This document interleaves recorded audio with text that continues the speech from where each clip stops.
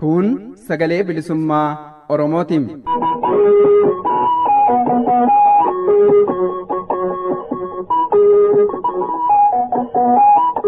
Sagaleen bilisummaa Oromoo dambalii gabaabaa meetir baandii 19 kiiloo heerzii 15,420 irratti jimaataa fi dilbata galgala sa'aatii 8 haga sa'aatii 8 walakkaatti afaan Oromootiin roobii ammoo galgala sa'aatii 8 haga sa'aatii 9tti afaan Oromootiin wal duraa duubaan qophiilee dabarsuu amma jalqabama. Kun sagalee bilisummaa Oromootiin.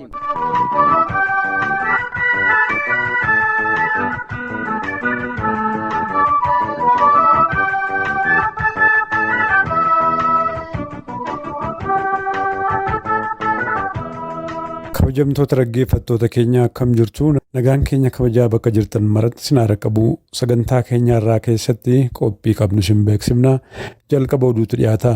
Haala yeroo irratti gaaffii fi deebii hooggantoota waltajjii marii Oromiyaa idil addunyaa yookaan Oromiyaa Global Forum kan ta'an waliin gaaffii fi deebii gaggeessine oduuttaan sun isiniif dhiheessina.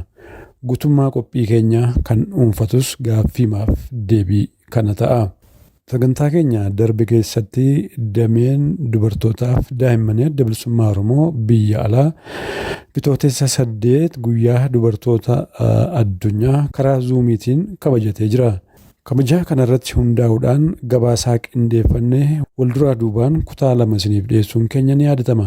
Kutaa xumuraa irratti qabannee dhiyaachuuf waadaa galuun keenyas kan yaadatamudha.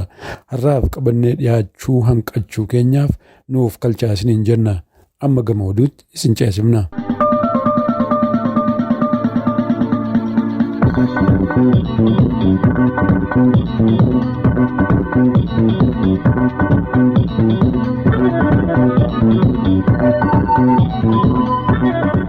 Irra deebuudhaan ashamaa akkam jirtu dhaggeeffattoota keenya kabajamoo fi jaallatamoo sagalee bilisummaa Oromoo sagantaa afaan Oromoo irraa oduu qabannee dhiyaanne irraa oduu har'aa keessan dhageessu an waaqonoleeti.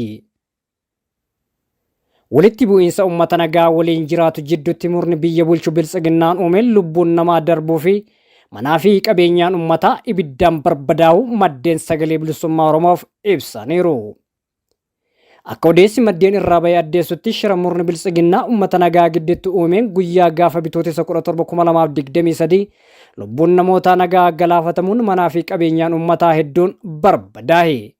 Akka odeessi maddeen irraa bahee kun addeessutti kibba baha Oromiyaa godina Arsii Bahaatti sababa PP'n lafa uummata isa tokko muranii uummata isa biraatiif kennaniif jecha uummata barootaaf nagaa waliin jiraataa ture jidduutti balaa dhalchuun namaa fi qabeenyaa irra balaan ulfaataan gaheera. Akka kanaan godina Arsii Bahaa Koonyaa Roobee Ona Suudee lafa ganda Akkiyaa Yaadaa Yaa'aa jedhamu irraa murni PP muree sababa ganda Sammaar Hullaa Gadii jedhamuuf kennameef uummata nagaa jidduutti wal dhabbiin gaafa guyyaa bitootessa 13 2023 eegale hanga bitootessa 17 2023 tti guyyoota afuriif itti fufuun lola ulfaataa ta'een lubbuun namootaa baheera. Lola uummata gidduutti ta'een lubbuun namoota 6 kan dabarte yoo ta'u kanneen lubbuun isaanii dabarte Kaamiluu Sheek Abdurrahmaan, Samariyyi, Mustafa Amaan, Awwal Qaasimii fi Ahmed Kadir kanneen jedhaman keessatti argamu. Lola kana keessatti namoonni 66 yoo madaa'an manneen uummataa 573 gubachuu fi horiin uummataa 342 walii isaanii akka saamanii fi qabeenya miliyoonaan lakkaa'amu barbadaa'u maddi oduu kun ifoomseera. Ona lolli itti ta'e kana irraa namoonni 875 gara ona ollaa Ammiyyaa fi Ona Colleetti baqachuus maddi kun addeesseera. Hongeen kibba Oromiyaa godina Booranaatti mudate beelaa fi hanqina nyaata daa'immanii akka dabalu taasisaa jira jechuun dhaabbata mootummoota gamtoomanitti fandii atattamaa daa'immanii kan ta'e UNICEF beeksiseera. Sababa hongee naannoo Oromiyaa godina Booranaa keessatti mudateen daa'imman hedduun beelaa fi hanqina nyaataaf saaxilamaa jiraachuu dhaabbata mootummoota gamtoomanitti fandii atattamaa daa'immanii UNICEF beeksiseera. Daa'imman hanqina nyaata hamaaf saaxilaman gara hospitaala fayyaatti geeffamaa jiraachuus ibse UNICEF. waggoota 3 darbaniif godina Booranaatti hongee hin dhaabbanne daa'immanii fi maatii isaanii irratti miidhaa hamaa geessiseera. Hanqinni nyaataa fi bishaanii namoota kumaatamaan lakkaa'aman qe'ee isaanii akka dhiisan dirqisiiseera. Akka gabaasaa madaalli ariifachiisaa ejensii godinichaatti hanqinni nyaataa horii fi bishaan Booranaatti beellada miiliyoona 3.3 ol du'aaf sababa ta'eera. Gabaasni kun akka agarsiisutti uummanni miiliyoona 1.7 keessaa walakkaa ol gargaarsa nyaataa barbaadu. Hawaasni horsiisee bulaa yeroo kaan of danda'uu fi namoota biroo sooruu danda'u yeroo ammaa gargaarsa irratti hirkataa jira. Maatii nyaata dhabaa jira. Hanqinni nyaataa dabalaa jira. Warri tokko tokko daa'imman isaanii du'uu irraa baraaruuf gara buufata fayyaatti ariifachiisaa jiru jedha gabaasaan UNICEF kun. Hospitaalli Yaaballoo yeroo ammaa daa'imman kunuunsa barbaadaniin guutamee jira. Hanqina nyaata cimaaf erga saaxilamanii booda amma baay'een isaanii dhiibbaa dhukkuboota daa'immanii beekamootaan kanneen akka dhibee garaachaa, sombaa fi busaatiif daraan saaxilamoo ta'aniiru. Godina addaa saba Oromoo Walloo keessatti humnoonni federaalaa uummata irraa hidhannoo hiikaa akka jiran jiraattonni himan. Ona daawwee harawaatti bitootessa 15 irraa kaasee meeshaa namarraa guuruu, uummata jumlaan hidhuu fi reebichi humnoota mootummaatiin raawwatamu hammaatee itti fufee jira jedhu jiraattonni. Dargaggeessi tokko humnoota mootummaatiin ajjeefamus himameera. Dargaggoo Adam Muhammad godina addaa saba Oromoo ona daawwee harawaa jiraataa magaalaa Booraati. Gaafa roobii darbe jechuunis bitootessa 15/2023 halkan reebaa bulanii bariitee haadha isaa fuulduratti manaa baasanii ajjeesan. Kana kan raawwate raayyaa ittisa biyyaa ta'uu jiraattonni Walloorraa OMN'tti himanii jiru. Kun otoo kanaan jiru humnoonni mootummaa Amaaraa fi milishoonni faannoo godina addaa saba Oromoo Walloo irratti haleellaa marsaa biraa raawwachuu qophii gochaa turan jedhu jiraattonni. Onoota akka Jillee Dhummuugaa keessatti humnoonni kunneen humna guddaa hiriirsanii haleellaaf qophaa'aa turan jedhan. Odeeffannoowwan amma bahaa jiran immoo uummata Walloo irratti lolli banamuu agarsiisu. Karaa coqorsootiin humnoonni mootummaa naannoo Amaaraa fi milishoonni faannoo haleellaa banuu maddeen himaniiru. Maddi oduu kanaa OMN'dha. Oduu gaddaa. Addi Bilisummaa Oromoo ABO'n yoo dubbii bitootessa 18/2023 baaseen gumaachi Aadde Dirribee Ergaa qabsoo bilisummaa Oromoo keessatti kennan yoomuu jiraataa fi kan yaadatamudha jechuun gadda itti dhagahame ibsateera. Addi Bilisummaa Oromoo ABO'n yoo dubbii baaseen qabsooftuu jabduu fi murattuu Aadde Dirribee Ergaa du'aan boqotuu isaanii wayita dhageenye gaddi nutti dhagahame guddaadha jedheera. Aadde Dirribee hanga lubbuu isaanii darbutti qabsoo bilisummaa Oromoo keessatti murannoo fi gootummaa jabaadhaan qooda isaanii waan isaaniif danda'e gumaachaa turan. Akkuma dubartoonni Oromoo qabsoo bilisummaa Oromoo keessatti hanga wareegama lubbuutti hiriiranii aarsaa olaanaa kaffalaa turan. Isaanis jabinnaa fi cichoominaan dhaabbatanii aarsaa garaagaraa baasuudhaan dubartoota Oromoof fakkii ta'anii darbaniiru jechuun qooda isaan qabsoo bilisummaa Oromoo keessatti kennan ibseera. Addi Bilisummaa Oromoo ABO'n jireenya isaanii guutuu cunqursaa fi roorroo saba Oromoo irra gahutti xumura gochuuf fuula irra turaniin ifaajaniiru. Murannoo, cichoominaa fi sabboonummaa qabanitti diinni aaruudhaan hidhaa keessatti gidirsuus ejjennaa isaanii irraa duuba isaan hin deebisne jechuun murannoo fi kutannoo qabsooftuun Dirribee Ergaa qaban Addi Bilisummaa Oromoo ABO'n ibseera. Qabsooftuu sabboontuu Aadde Dirribee Ergaa ofii isaaniif mirgaa fi bilisummaa Oromoo falmuu qofa osoo hin taane dhala isaanis qabsoo kanaaf aarsaa godhaniiru. Seenaan qabsoo bilisummaa Oromoos bara baraan isaan yaadata. Addi Bilisummaa Oromoo du'aan boqachuu Aadde Dirribee Ergaatti gadda itti dhagahame irra deebiin ibsaa. Maatii fi firoota isaaniif jajjabina hawwa. Qabsaawaan ni kufa. Qabsoon itti fufaan ijoo dubbii baaseen Addi Bilisummaa Oromoo ABO'n gadda itti dhagahame ibsateera. Egaan dhaggeeffattoota keenya kabajamoo fi jaalatamoo sagalee bilisummaa Oromoo sagantaa afaan Oromoorraa oduu nadhaaf qabannee dhiyaanne kan hanga ammaa ture qophiilee keenyaaf waliin turtii gaarii.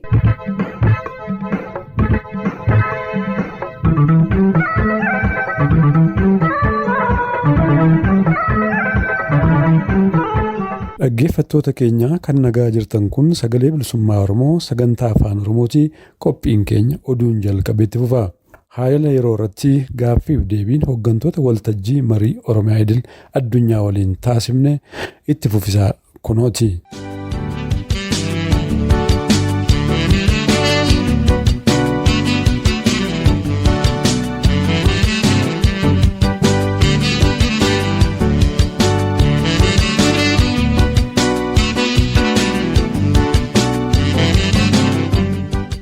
Wanta talaa baasne sanarratti kan keessumaayyuu ilaalcha ministeerri ajaalaa Ameerikaadha amma Itoophiyaa kan jiru utuun hin deemin dura kan nuti ergine kan inni ilaallatu obboleessi koo gaariitti ibsee jira isarra badaa hin deebi'u. Garuu amma yeroo achi warra mootummaa ofiisaroota mootummaa wajjin yeroo dubbatu waan inni gochuu malee yaada nuti kaasne kanas gadi fageessee wajjin haasa'annee abdii guddaa qabna. Xinnoo kan dhagaa jirrus immoo akka inni kaasaa jirudha. Garuu warri dippiloomaatotaa kun yeroo walitti dubbatanii yeroo baay'ee wanti isaan bakkeetti namatti himanii fi wanti isaan keessatti dubbatanii yeroo baay'ee guutummaatti tokko ta'uu dhiisuu danda'a. Garuu wanti nuyi amma xinnoo bakkeetti dhageenye yeroo balbala cufatanii walii taasisaanis kana caalaa cimsee waan itti hime waan isaaniin gaafachaa jiru enneeti abdanna. Mootummaan Itoophiyaa akkuma beekamu humna guddaa qaba biyya lafaa irratti. Humni isaa guddaa kan ammoo yeroo baay'ee iddoo nagaan boora'etti nagaan akka iddootti deebi'u namni inni miidhamee jiru miidhaarraa akka inni baraaramu yeroo baay'ee hin dubbata gargaarsas hin godha. Kana wanta nuyi deeggarruudha. Keessumaa naannoo Itoophiyaa Horn of Afrikaa akkuma jirutti gaanfa Afrikaa jirutti keessumaa immoo Itoophiyaa irratti rakkina guddaa balaa ka'aa ture waraanaan hongeedhaan illee amma namni beela'ee kan rakkachaa jiru waan baay'ee jira. Kanarratti mootummaan Ameerikaa dhiibbaa guddaa gochuu rakkinni kunis immoo akka inni fooyya'u gochuu akka inni illee hin jiraanne gochuu irratti humna qabannee wanta amannuu fi sana cimsanii akka isaan irratti hojjetanidha kan nuti gaafachaa jiru. Waraana isa karaa mootummaa fi naannoo Tigraayin ture teelana kana nagaa buusuudhaan mallattoo walii baasanii waan adda addaa irratti hojjetaa jiruudhaani nagaan bu'uunsaa gaariidha. Garuu yeroo achi nagaan bu'aa jiru yookaan immoo nagaa buusaa jirra yeroo hidhee labsachaa jiru mootummaan Itoophiyaadha. Karaan biraa immoo gadi qabee oduun sabaalee bakkeellee akka hin baane gochuudhaan waraana guddaa naannoo Oromiyaa irratti gaggeessaa akka inni jirudha kan beekamu. Suni biyyi lafaa gaariitti wanta beeku nutti hin fakkaatu. Mootummaan Ameerikaallee yoo gadi baasee ibsee waa'ee isaa baay'ee dubbachuu baate akka inni beeku inuma amanna. Dippiloomaatonni achi biyya sana jiran mootummaa Ameerikaaf hojjetanis kana gadi fageessanii akka isaan qorachaa jiran akka isaan waan baay'ee beekan hin amanna. Beekuu isaanii duwwaatu hin ta'in garuu tarkaanfii fudhachuutu irra jira. Mootummaa sana cimsanii itti himuudhaan kanaan dura wanta isaan ittiin dubbatan caalaa nagaan iddoo hundaattuu bu'uutu akka irra jiru. Namni inni qe'ee isaatii buqqa'ee dararamaa jiru akka dhaabbatu, inni qe'ee isaatii buqqa'ee qe'ee isaatti akka deebi'ee galu, qe'ee isaatti akka deebi'ee jajjabeeffamu. Kana hundaa mootummaan Itoophiyaadhaa akka gadi fageessee irratti hojjetu gochuu dhiibbaa guddaa akka isaan godhanidha kan irra deddeebinee gaafannu. Antony Blinken amma kan biyya Itoophiyaa jirus kana mootummaa Itoophiyaatti warra Prime Minister Abiyyitti warra kaanittis kana cimsee hima inneeti kan nuti abdannu. Egaa mee wanta isaan irra ga'aniif wanta ta'uu jiru yeroo isaan deebi'anitti dhageenya.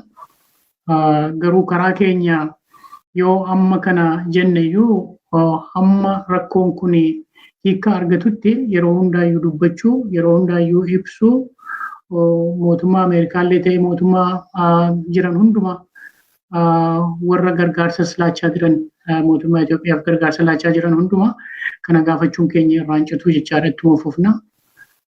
Abdiin keenya egaa kun gara nagaa ta'etti gara gaarii ta'etti hin deebisee inni abdii goona. Hedduu galatooma akkuma miidiyaalee adda addaatirraa gabaasamaa ture isinillee quba qabdan haalli beelaa fi hongee Oromiyaa keessa jiru sarbamiinsa mirgoota namummaa waliigalatti lola deemaa jiru wal qabatee ajjeechaa suukaneessaa reebicha yookaan immoo haleellaa diroonii fi walumaa gala ajjeechaa suukaneessaa fi gidiraa jirutti dabalatee hongeen beelli namtolchee fi kan uumamaa uummata keenya lafarraa duguugaa jira. Gama kaaniin ammoo jaarmiyaaleen mirgoota namoomaa namoonni dhuunfaa waldaaleen hawaasaa akkasuma abbootiin qabeenyaa fi namni hundumtuu biyya keessaa fi biyya alaa beela Booranaa Gujii fi bakkoota adda addaatti uummata keenya dararaa jiru kanaaf birmannaa bal'aa guddaa taasisaa akka jiran numa argaa jirra. Wanni jidduu kana dhagahame waa lamatu jira. Tokkoffaa midhaan fi wanneen gargaarsan argaman kunneen qondaalota mootummaatiin deebi'ee gurguramee kiisa qondaalota mootummaa gabbisaa jira ka jedhamu jira. Kan achitti naa qabadha. Maaliif yeroo uummanni keenya akkanatti dhumataa jiru kanatti gama tokko midhaanan gurgura jedhee sanatti itti dhiibaa deemu yookaan sanatti sagantaa sanatti fufuun waa tokko. Isuma namoonni dhuunfaa fi kallattii adda addaatiin arjoomame kan ammoo deebi'ee immoo kiisa qondaalotaa gabbisuuf yookaan dantaa siyaasatiif jedhamee gurguramuun kun immoo waa lammataatii jecha.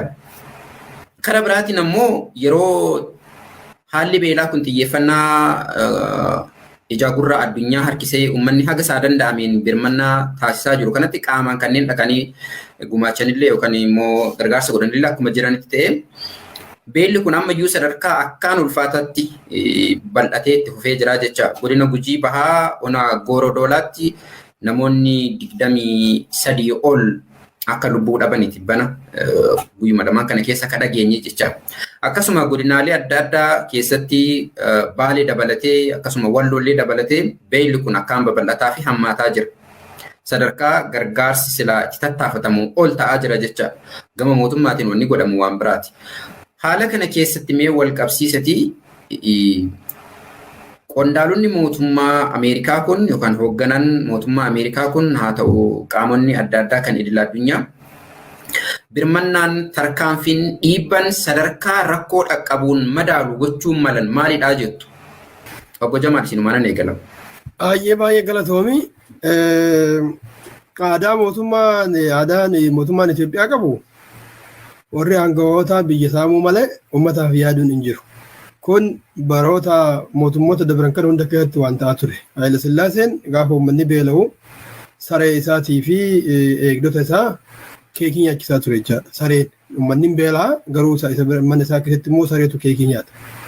Dargiin cidha guddaa godhachuu deemaa jirra waggaa kurnyeffaa ayyaaneffanna jedhee shaampaanyiidhaa fi wannaa facaasaa ture uummanni immoo beelaan harca'aa ture. Bara wayyaanis waan wal fakkaatu deemaa ture. Bara abiyyaan maangootti dhufe kana waggaa 5 dabre kana guutuu almost Baaleetti, Gujii keessatti, Boorana keessatti, Harargee keessatti, naannoo gara Walloo keessatti beelli irra deddeebi'amee himamaa ture. Mootummaan garuu dhagahuun fedhu. Sirumayyuu yoo beelatu jira, uummanni rakkachaa jira, midhaan isaa irraa badaa jira,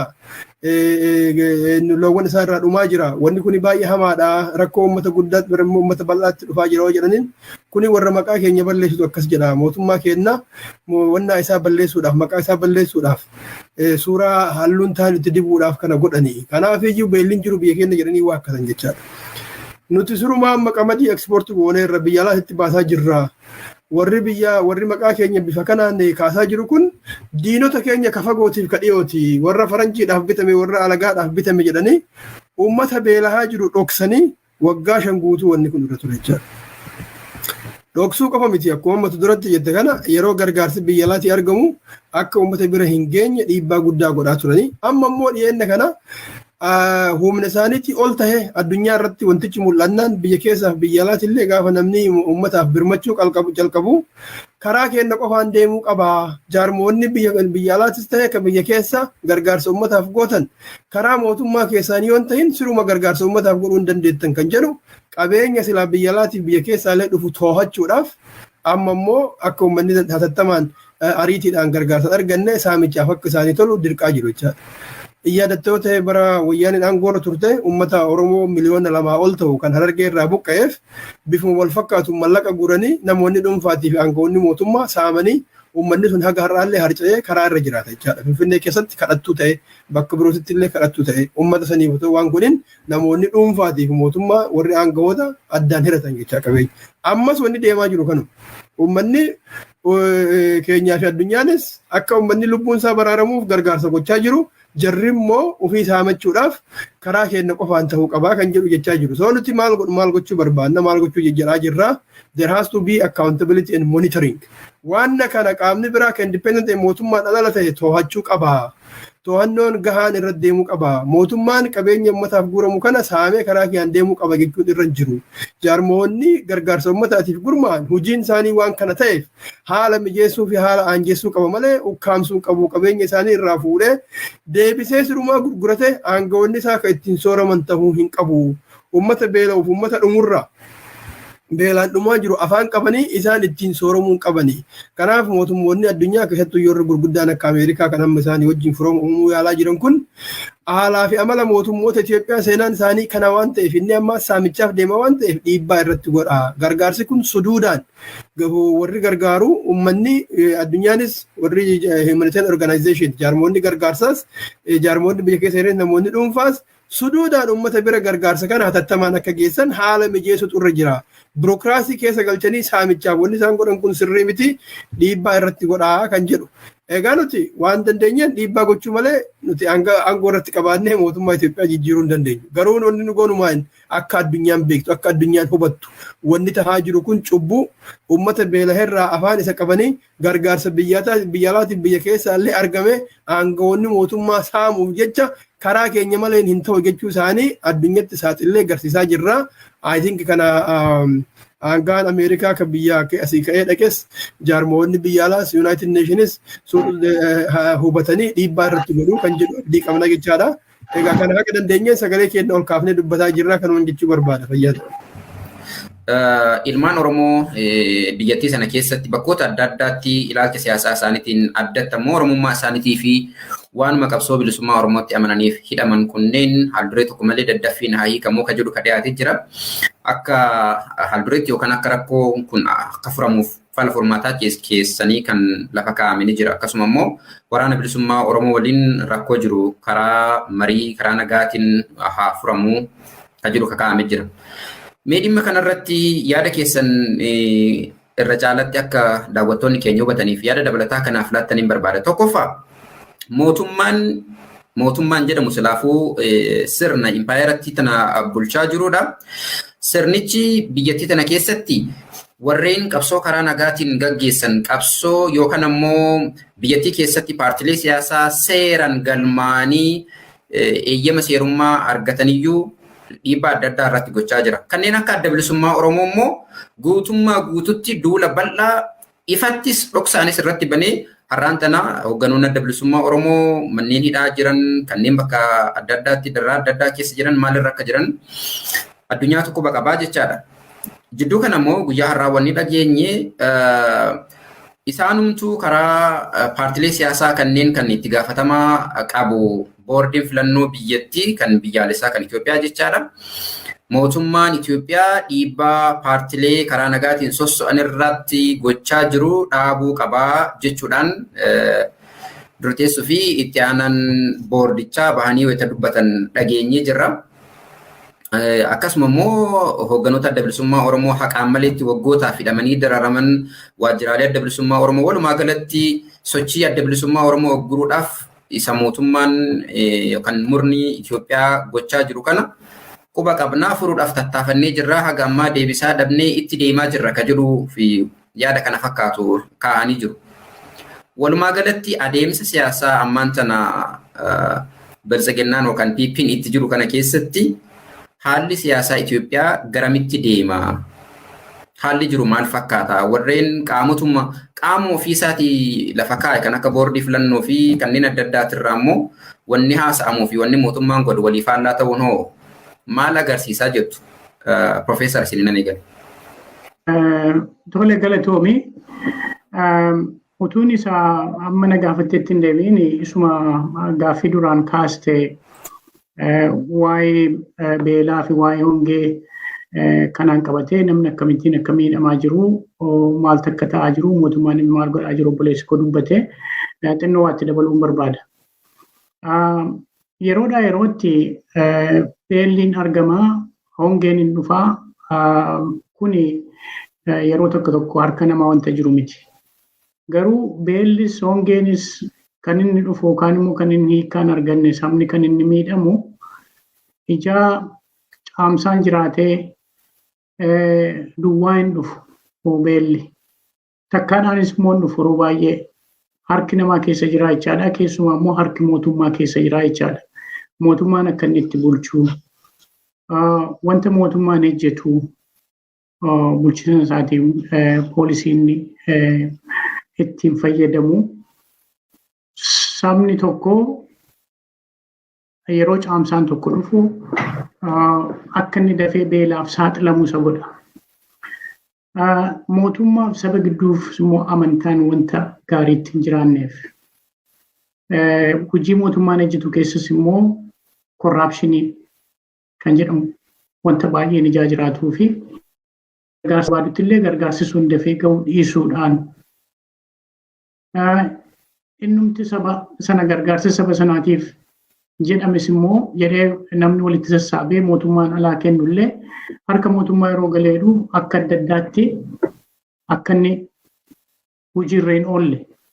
Kana kan beeknu isa amma ta'aa jiru duwwaa utuu hin ta'in seenaa isaa obboleessi koo dubbateera. Seenaa mootummaan Itoophiyaa qabu kanarratti wanta nama jajjabeessu yookaan konfidensii namaa laatu miti. Utuu sabni beela'ee du'aa jiru beelli hin jiru dhoroonni haaluu sabni baay'een akka dhume kanaan dura hin beekna. Dhiyeenyattis immoo akka inni ta'aa ture waan baay'een argina. Teelana kana immoo yeroo waraanaa fi beelli iddoo tokko ga'ee waraanni immoo biraan jiraatu yookaan immoo namni naannaa waraanni jiru sana keessa jiru beelli isa qaqqabu dhiyoodhumatti illee kan argaa turre gargaarsa saba isa beela'e sanaaf ga'u yeroo itti laatamu yeroo argamu mootummaan isatti maa'ii ba'ee caalaayyuu waa'ee saba isa beela'ee dhumaa jiru sana utuu hin ta'in waa'ee waraana sana akkamittiin akka mo'uu irratti xiyyeeffatee saba warra gargaarsa barbaadaniif warra beela'anii du'aa jiraniif ijoolleef dubartii namoonni jaartoliin yeroo isaan du'aa jiran isaaniif dafee dura ga'uu dhiisee waa'ee waraanaaf maa'ee akka inni itti ba'aa ture itti ba'aa jiru kun baay'ee ragaa wanti qabu wanti baay'een ijaa argama jiruu fi namni amantaa hin qabu argitee tiraastiin hin jiru sana mootummaaf saba sana gidduu warra gargaarsa laatuuf saba sana gidduu hin jiru.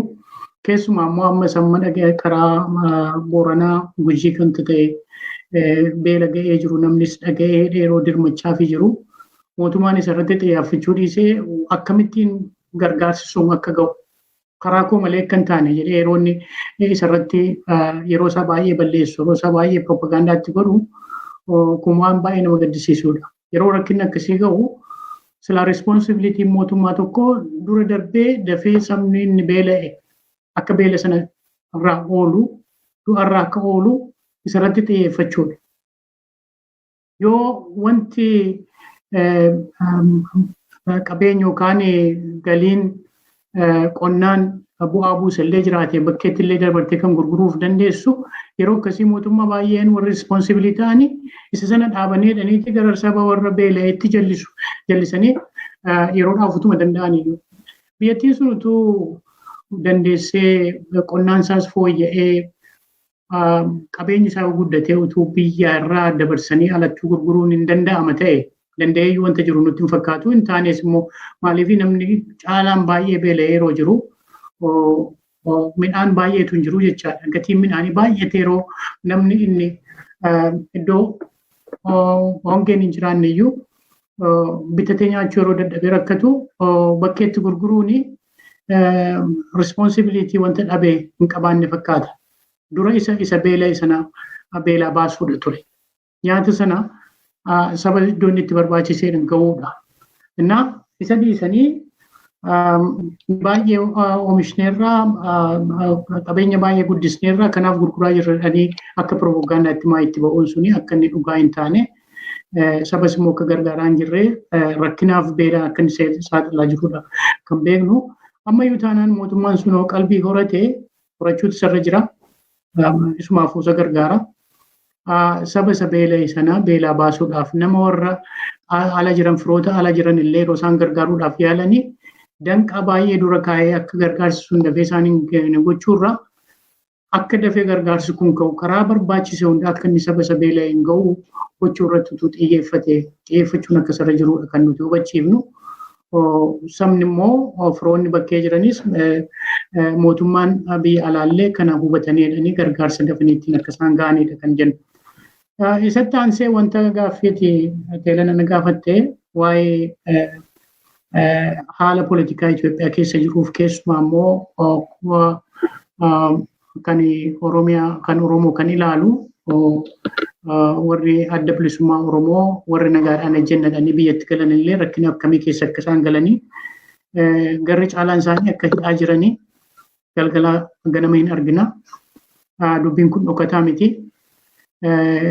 Tokkoon isaanii gara waggaa 2 waggaa 3 famma yoona mana hidhaatti dararamaa jiru. Namni isaan hubate hin jiru. Warri gaggeessaan adda bilisummaa Daawud Ibsaas waggaa 2-3 waggaa 4 ta'e amma biyyatti yeroo deebi'anii galanii nagaadhaan gaggeessinanii yeroo abdiidhaan galanii edda namoonni baay'een isaanii wajjin hojjetan mana hidhaa galanii booda ammas hidhamaa jiranii isaan immoo mana galmaatti ugguramanii akka isaan namatti gadi ba'anii hin dubbanne akka biyya lafaa hin dhageenye akka namni isaan faana bu'u waa'ee isaanii hin hubanne godhanii ukkaamsanii inni kaa'aniiti jiru.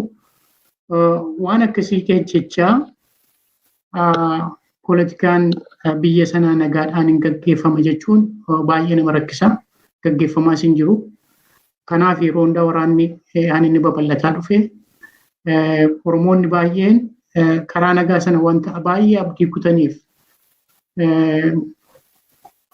karaa waraana bilisummaa Oromoodhaa furmaanni dhufa kan jedhu sanarratti abdii godhatanii kan isaan gargaaraa jiranii fi kanaaf utuu mootummaan isa nagaadhaan ni ejjenna jalqabe utuu itti fiixaan baasee itti fufee ejjeteera ta'e waraanni wanta babal'atuuf hin jiru. Namni gara nagaadhaan poolitikaa gaggeessuu dhiisee gara waraanaa dhaquuf hin jiru.